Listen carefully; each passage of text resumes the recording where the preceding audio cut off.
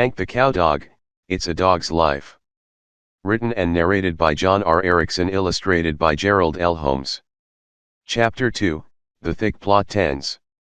When we got to the top of the hill, we found Pete rolling around in the dirt in front of the yard gate. I studied the scene and came up with an explanation for his odd behavior. He had choked on a chicken bone.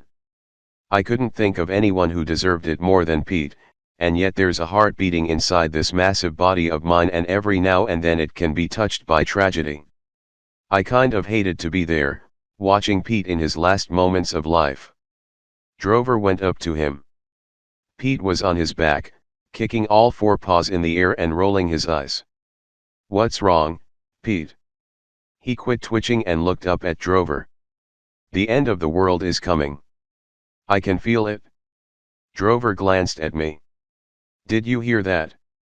"I heard it, but I don't believe it." "Step aside and let me check this thing out." I pushed Drover out of the way and stood over the cat. "I'm going to order this cat to open his mouth. When he does, we'll find a chicken bone caught in his throat. This is a classic case of greed, Drover, which is very common in cats. I recognized the signs the minute I got here. They get to thinking they can eat anything, and the first thing you know, they get choked on a bone. Now watch. Open your mouth, cat." He opened his mouth. Drover and I looked inside. I spotted 2 tonsils and the little punching bag that hangs in front of the throat. No bone. I stepped back. I was afraid of that. Sometimes the bone. "It's not a bone, Hank," said Pete in an eerie voice. "I can feel the end of the world coming." Drover gasped. "Hank," he said it again. "Oh my gosh. What are we going to do?" "First, we don't panic. Second, we interrogate this cat. And third, we look for the third point in our plan of action." I went back to Pete. "Exactly what makes you think the world's coming to an end?" "Cat's intuition." "I don't believe in cat's intuition." "There's no way to test it?" "Yes, there is. Just ask me any question about the end of the world." "All right." I paced back and forth. "What day is it due?"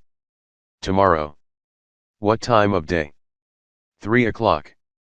His answers matched Drover's report.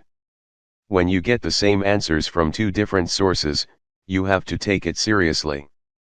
And then there was Sally Mae rushing away from the house. That had been pretty suspicious too. Pete lay there with his eyes closed. "I know how you can check it for sure." "Well, by George, let's hear it, and be quick about it." "You have to say please." I chuckled at that. "Me, say please to a cat? Do you realize you are speaking to the head of ranch security? I will not say please to a cat ever." I bent my head down and showed him some fangs, growled, narrowed my eyes, raised the hair on the back of my neck as well as all the way down my spine, gave him the whole 9 yards of threatening gestures. And as you might expect, he changed his mind. "Well, maybe I will tell you." "You bet you will, and you'll tell the truth and nothing but the truth. So start talking while I still have myself under control. When a cat has some running room or a tree to climb, he'll talk trash, and very seldom will you hear him tell the truth.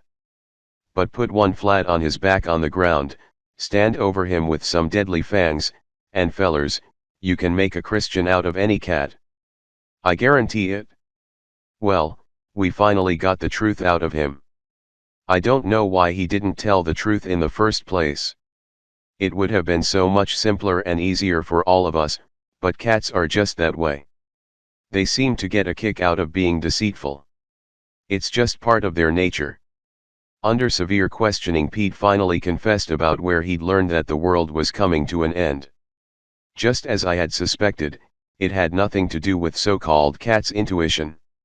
He'd been sitting on the windowsill when Sally Mae got a phone call. He'd listened to the conversation. It's called eavesdropping, and cats are very good at it, and he'd seen her write this message down on her calendar: "End of the world, 3 o'clock p.m. I glanced at Drover. "Well, there's the scoop on this end of the world business." Now all we have to do is check the calendar. Of course there's one small problem. Sure is. And what is that small problem, Drover? He gave me a blank stare. I was just asking myself that same question. The small problem is that we have to get into the house because that's where the calendar is. Come on, son, we've got work to do. I turned to Pete. You can leave, Cat, but don't go far. We may have some more questions for you later on. Pete gave me a very strange smile and went up toward the machine shed, twitching the end of his tail. I watched him for a long time. I didn't like that smile. There was just something about it that made me suspicious. But we had work to do. Drover and I jumped the fence and began circling the house, looking for a way to get inside. All at once I heard an odd noise. I stopped. Hold it. What's that? We listened. There it was again, a clicking sound. It's a time bomb, Drover. Red alert. Run for your life. We dashed around to the front yard and hid behind that big hackberry tree there by the porch. I waited for the blast, and in the silence I heard that same clicking sound right beside me. My ears, which are very sensitive scientific instruments, followed the sound and traced it to Drover. Why are your teeth chattering? What? I said, why are your teeth chattering? And how can I conduct an investigation with you making noise? Oh. I'm sorry, Hank. I guess I'm scared about the end of the world. I shook my head and walked a few steps away. I don't know, Drover, sometimes I just think you're not worth the daggum effort. How many times have I told you that a cowdog has to be fearless? He hung his head. I know, you've told me, but it's the end of the world, Hank. Maybe it is and maybe it ain't. At this point it's merely a suppository proposition and all we've got to go on is circumscribal evidence. We won't know for sure until we get into the house and check Sally Mae's calendar. Now, are you going to help with this investigation or do I have to send you down to the gas tanks for the rest of the day? He thought it over.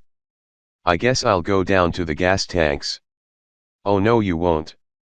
I guess I'll stay here. That's more like it.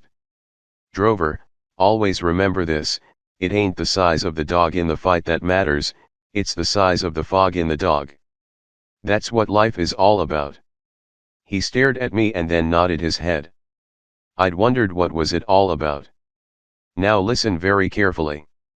I looked all around to be sure we were alone. We've got no choice but to make a penetration into the house. A what? A penetration. We'll make a small slit in that window screen and one of us will go inside. Which one? We'll decide that when the time comes. You ready to move out? He gulped and nodded. All right, let's go. We slipped away from the tree and sneaked up to one of the south windows. The window was open. All we had to do was get past the screen. A lot of people think that you can keep a dog out by locking the doors. That's not true. A cowdog who is highly skilled in penetration techniques can approach your ordinary window screen, make a small hole with one of his teeth, and then slit the screen.